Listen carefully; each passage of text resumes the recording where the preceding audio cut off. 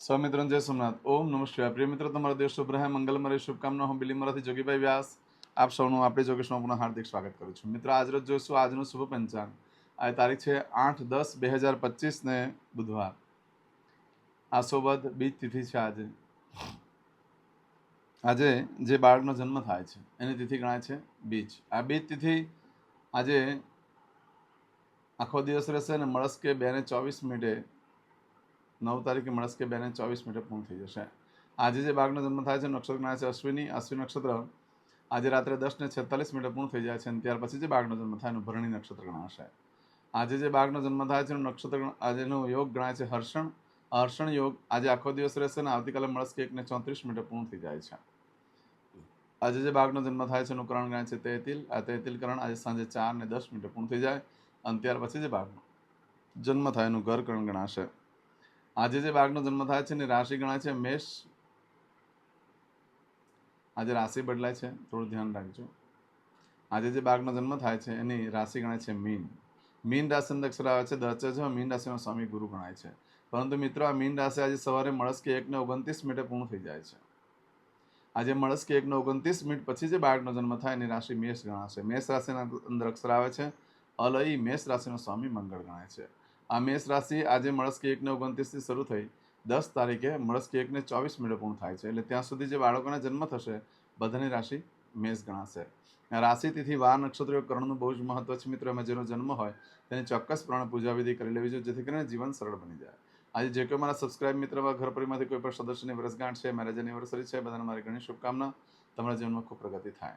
આજે જે કોઈ મારા સબસ્ક્રાઇબ મિત્ર અમારા ઘર પરિવારમાંથી કોઈ પણ સદસ્ય આજે કોઈ ઇન્ટરવ્યૂ આપવા જઈ રહ્યું છે, કોઈ નોકરી ધંધા માટે જઈ રહ્યું છે, કોઈ વેપાર વ્યવસાય માટે જઈ રહ્યું છે, આજે કોઈ વિદેશમાં જઈ રહ્યું છે, આજે કોઈનું ઓપરેશન હોય, કોઈની ડિલિવરી હોય, કોઈની સગાઈ, કોઈની છઠ્ઠીની પૂજા, કોઈ રમતગમતમાં ભાગ લેવા, આવા કોઈ પણ કાર્ય તમે કરવા જઈ રહ્યા હોય તો એ કાર્યમાં તમને દિવ્ય સફળતા પ્રાપ્ત થવી સોમનાથ દાદાને પ્રાર્થના કરું. પરંતુ આજે નીકળતા પહેલા આજનું સુકન કરીને નીકળજો, જેથી કરીને કાર્યમાં સારી સફળતા મળી શકે.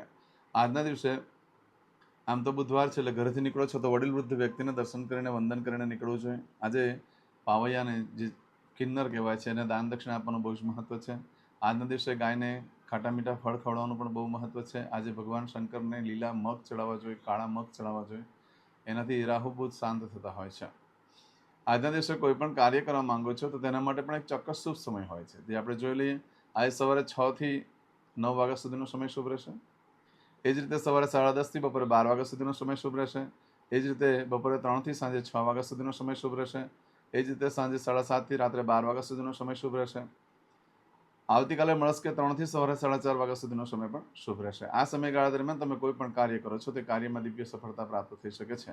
પરંતુ મિત્રો, આજના દિવસે જો આજે મળસ્કે 1:29 થી રાત્રે 10:46 સુધીમાં જો તમારી કોઈ પણ વસ્તુ ચોરાઈ ગઈ, ખોવાઈ ગઈ તો 9 દિવસમાં મળે, બાકી શક્યતા ઓછી છે. આ સમયગાળા દરમિયાન કોઈ પણ કાર્ય કરી શકાય છે, ખરીદી પણ કરી શકાય, વેચાણ પણ કરી શકાય છે, નવો ધંધો વેપાર પણ ચાલુ કરી શકાય છે. ઇન્ટરવ્યૂ વગેરે આપવા માટે પણ શ્રેષ્ઠ દિવસ છે આજે.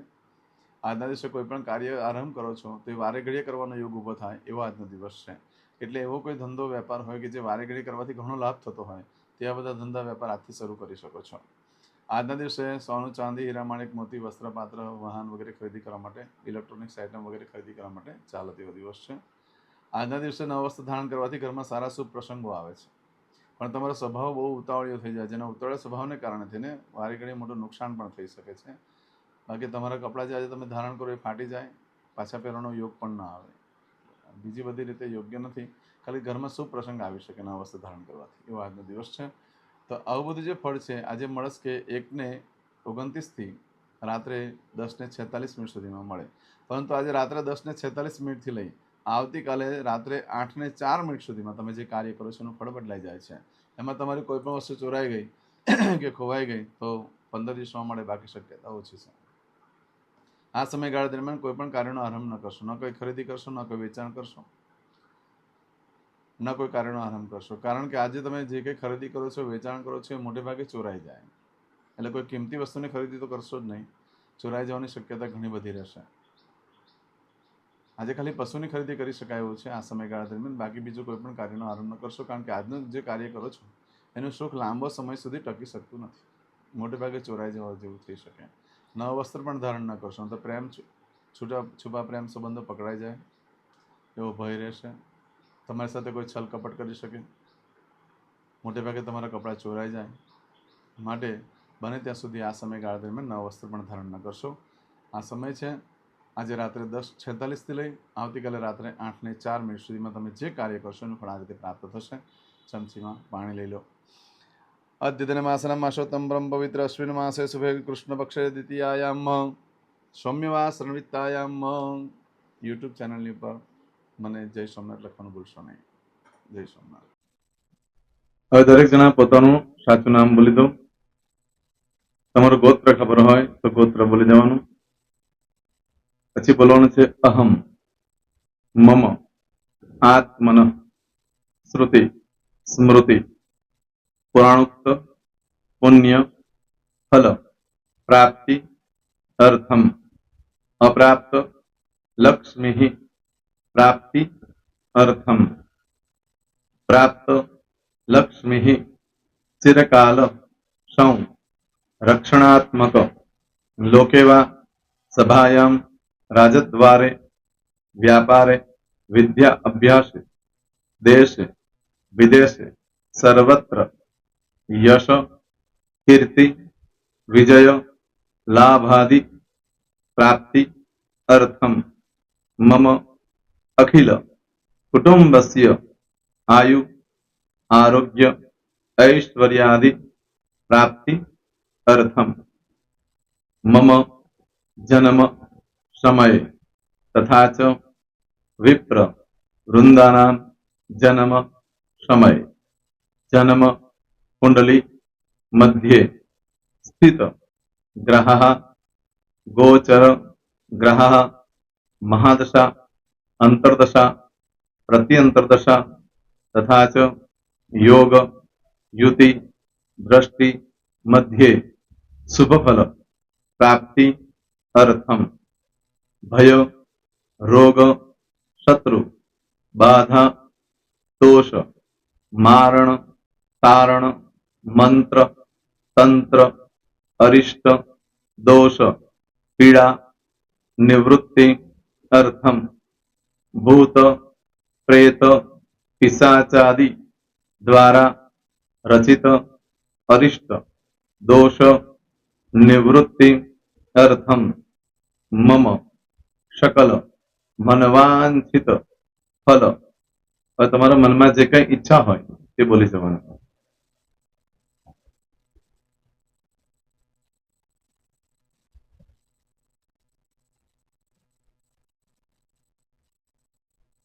બોલવાનું અનુસારતઃ सकल मनवांछित फल प्राप्ति अर्थम. હવે જે બરકતની પૂજા વાળા છે એ લોકો તો આ બધું બોલવાનું જ હોય છે, એ લોકો માટે કોઈ સ્પેશિયલ નથી. પણ જે લોકોએ હવે જે કહું છું તે લોકોએ જ બોલવાનું, જેના લગ્ન થઈ ગયા હોય એ લોકોએ બોલવાનું છે. મમ દાંપત્ય જીવન મધ્યે સુખાકારી પ્રાપ્તિ અર્થમ પુત્ર પૌત્રાદિ સંતતિ પ્રાપ્તિ અર્થમ. આ સંતાન પ્રાપ્તિ વાળા માટે પણ આવી જાય છે. દીર્ઘ આયુ આરોગ્ય ઐશ્વર્યાદિ પ્રાપ્તિ અર્થમ. તથા ચ હવે જેના લગ્ન નથી થયા તે લોકોએ બોલવાનું. મમ જટટી વિવાહ યોગ પ્રાપ્તિ અર્થમ વિવાહ પશ્ચાત દાંપત્ય જીવન મધ્યે સુખાકારી પ્રાપ્તિ અર્થમ. હવે જે લોકોને સંતાન પ્રાપ્તિ નથી, જે લોકોને સંતાન પ્રાપ્તિ છે કરવી છે એ લોકોએ બોલવાનું. મમ દાંપત્ય જીવન મધ્યે સુખાકારી પ્રાપ્તિ અર્થમ તથા ચ દીર્ઘ આયુ આરોગ્ય ऐश्वर्यादि समन्वित संतति सुख प्राप्ति अर्थम. હવે જે અભ્યાસ કરી રહ્યા છો છોકરા વિદ્યાર્થીઓ છે તે લોકોએ બોલવાનું છે.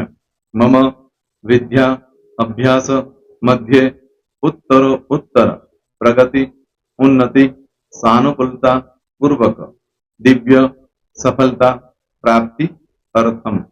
હવે જે લોકો વિદેશમાં જવા માંગતા હોય કે સીટમાં જવા માંગતા હોય, મતલબ ભારત દેશની બહાર જઈને ધંધો વેપાર કરવા માંગતા હોય એ લોકોએ, અથવા વિદેશ જવા માંગતા હોય કાયમ માટે, એ લોકોએ બોલવાનું છે. મમ જટટી વિદેશ गमन योग प्राप्ति अर्थम विदेश गमन कार्य मध्य सानुकूलता पूर्वक दिव्य सफलता प्राप्ति अर्थम. પછી આરોગ્ય વાળા બોલવાનું છે, જેને આરોગ્યની પૂજા આપેલી હોય એ લોકોને. આમ તો દરેક જણા જ બોલવાનું છે. બોલો મમ આયુ આરોગ્ય ऐश्वर्यादि प्राप्ति अर्थम.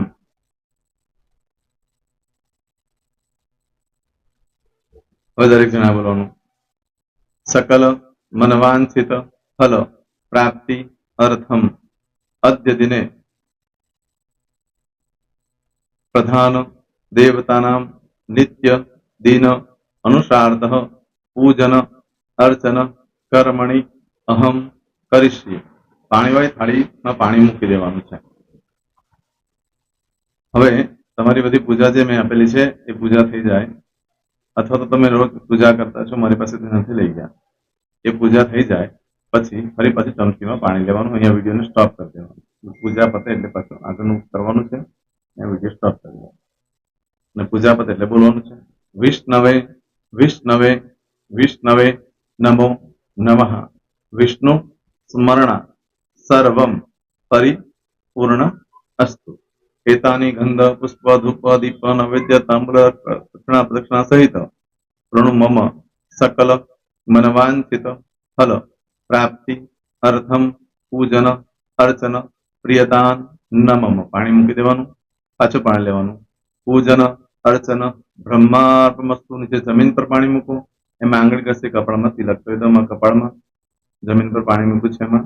ત્યાર પછી ભગવાનને કહેવાનું કે હે પ્રભુ, આજે પૂજા કરતા કોઈ પણ પ્રકારની ભૂલચૂક થઈ ગઈ હોય તમને ક્ષમા કરજો. અમે તમારા બાળક છીએ પ્રભુ, તમારો ખૂબ આભાર માનું છું. આજે મારી પાસે તમારી પૂજા કરાવી, મારી મનોકામના પૂર્ણ કરી. પ્રાર્થના કરી દો. જગ્યા પરથી ઉભા થઈ શ્રીનારાયણ ભગવાનને પાણી ચડાવી દો અને નિત્ય કર્મ જે કરતા હોય તે કરો. જય સ્વામિનારાયણ. તમારો દિવસ શુભ રહે. તમે અને તમારો પરિવાર સુખી રહે, સંપન્ન રહે, સુરક્ષિત રહે, એ ભગવાન સોમનાથ દાદાને પ્રાર્થના. પ્રેમ મિત્રો, તમે મારા વિડીયોને લાઈક ના આપી હોય તો સૌથી પહેલા લાઈક આપી દો. અને ત્યાર પછી જો તમે મારી આ ચેનલ સબસ્ક્રાઇબ ન કરી હોય તો સૌથી પહેલા સબસ્ક્રાઇબ કરી લો અને બેલ આઇકોન ઓલ પર ક્લિક કરવાનું ભૂલશો નહીં, જેથી કરીને સૌથી પહેલા નવી વિડીયો જે કંઈ મૂકું એ તમને મળે. મિત્રો, કંઈ પણ મૂંઝવણ હોય તો મને આ નંબર પર તમે ફોન કરીને પૂછી શકો છો. મારો મોબાઈલ નંબર છે 9825546459. મિત્રો, કોમેન્ટ્સમાં જય સોમનાથ લખવાનું ભૂલશો નહીં. ફરી પાછા નવા વિડીયો સાથે મળીએ. ત્યાં સુધી સૌને જય સોમનાથ.